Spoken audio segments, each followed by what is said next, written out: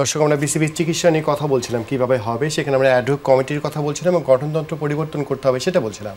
এবং আলোচকদের কথা একটা কথা স্পষ্ট যে নির্বাচনী ছক কষে আগের গঠনতন্ত্র বর্তমান যে গঠনতন্ত্র ব্যবহার করে আবারও পুরনোরা নির্বাচনে বৈতরণী পার করার চেষ্টা করছেন। যেখানে আগে যারা আইএইচ মল্লিক সহ যাদের অনেকের কাছে অনেকগুলো দল ছিল, সে দলগুলো কিনে নেওয়ার প্রক্রিয়া শুরু হয়েছে, করেছেন অনেক পরিচালক বর্তমান যারা আছেন বা আগে যারা আছেন তারা কিনেছেন। তারা কিনেছেন কীভাবে?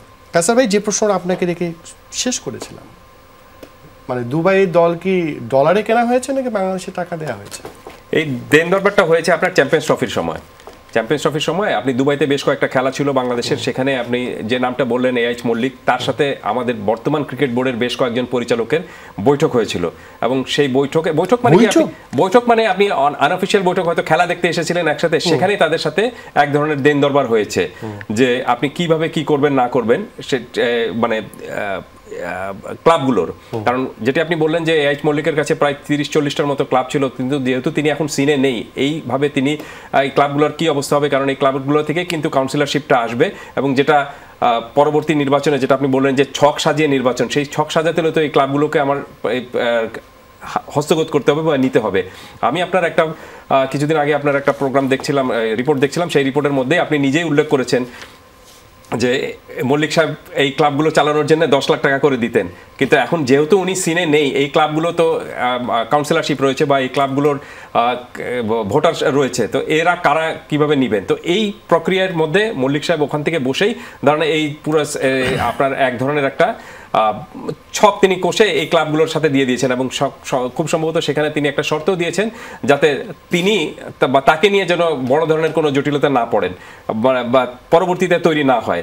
আর যেহেতু আপনার এই প্রক্রিয়ার মধ্যে এরকমভাবে এসেছে, আমার মনে হয় যে এই যে ক্লাবগুলো বা এইচ মল্লিকের হাতে যে ক্লাবগুলো ছিল, সেই ক্লাবগুলোর আপনার থাকার প্রয়োজন রয়েছে কিনা, বা এই ক্লাবগুলোতে আসলে ঢাকার ক্লাবে ক্রিকেটে তাদের আপনার অবদান কতটুকু রয়েছে।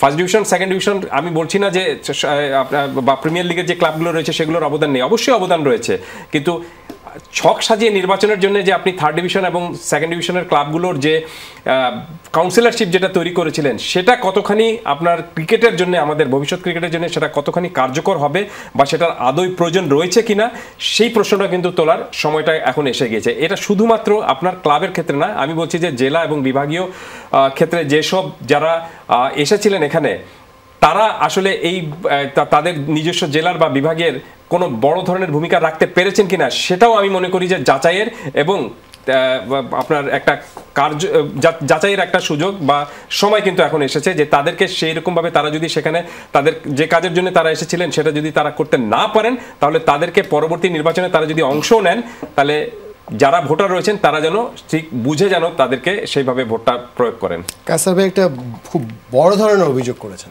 যে ইসমাইল হায়দার মল্লিকের সঙ্গে, যিনি পালিয়ে গেছেন বাংলাদেশ থেকে, দুর্নীতি দমন কমিশন কেস করেছে, তাকে খুঁজছে, সে ফেরারি আসামির সঙ্গে বৈঠক করেছেন বিসিবির বর্তমান পরিচালকদের অনেকেই, এবং তারা ক্লাব কিনেছেন, ডলারে কিনেছেন নাকি জানি না, ট্যাক্স পাইলে তিনি দেখাবেন কিনা যে আমি ইসমাইল হায়দার মল্লিকের কাছে দল কিনতে আমার 1 কোটি টাকা খরচ হয়েছে, তিনি সেটা দেখাবেন কিনা আমি জানি না। মানে এটা কি সরকার জানেন? আমার কাছে মনে হয় কি, ধরেন ইসমাইল হায়দার মল্লিকের প্রসঙ্গ আপনি আসলেন, আমরা তো শুধু একদিকে ফোকাস করি, অন্য দিকগুলো আর দেখি না।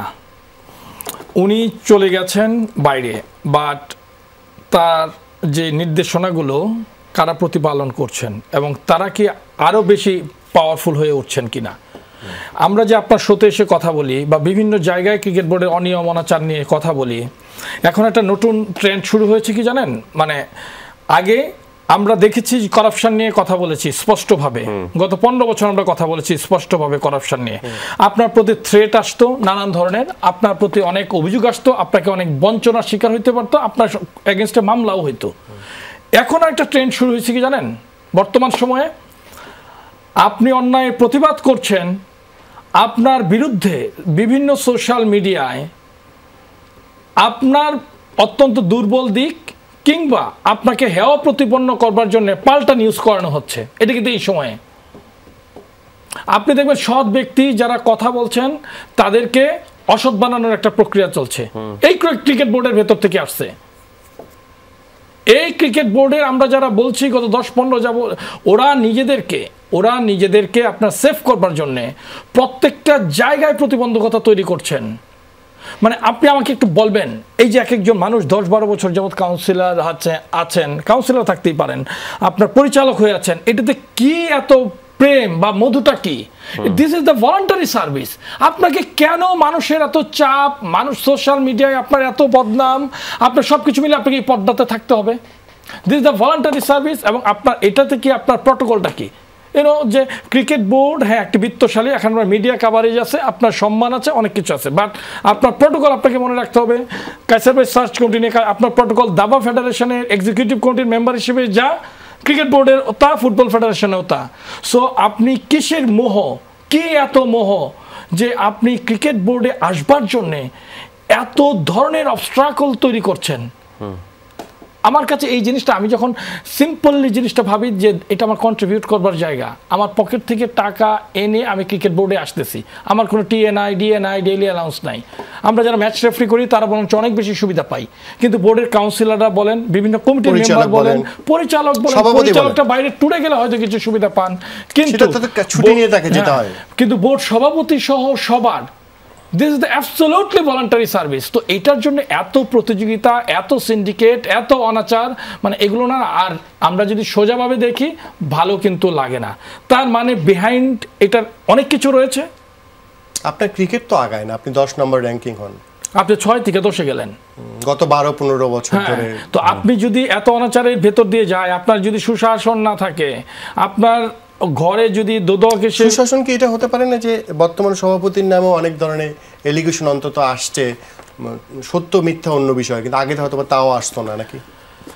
একটা জিনিস কি, এখন তো সবাই কথা বলতে পারতেছে, হ্যাঁ আগে কিন্তু, এখন যেরকম আমরা প্রিভিয়াস বোর্ড নিয়ে কথা বলছি, আমরা মনে কয়েকজন মনে কথা বলছি, হ্যাঁ তামিদ ভাই বিভিন্ন নিউজ করেছেন, অনেক নিউজ করেছেন, বাট আপনি যদি সত্যভাবে দেখেন, আমিও হয়তো এখন যেইভাবে বলছি তখনও তো এই কথাটা আরো নরম সুরে বলছি, হ্যাঁ কথার মধ্যে তো শক্তি মনে ছিল না। অভিযোগ এক জিনিস আর মিথ্যাচার এক জিনিস। এখন কিন্তু যেটা হচ্ছে, অনেক ক্ষেত্রে, আমি সব ক্ষেত্রে বলবো না, মিথ্যাচারটা একটু বেশি হচ্ছে।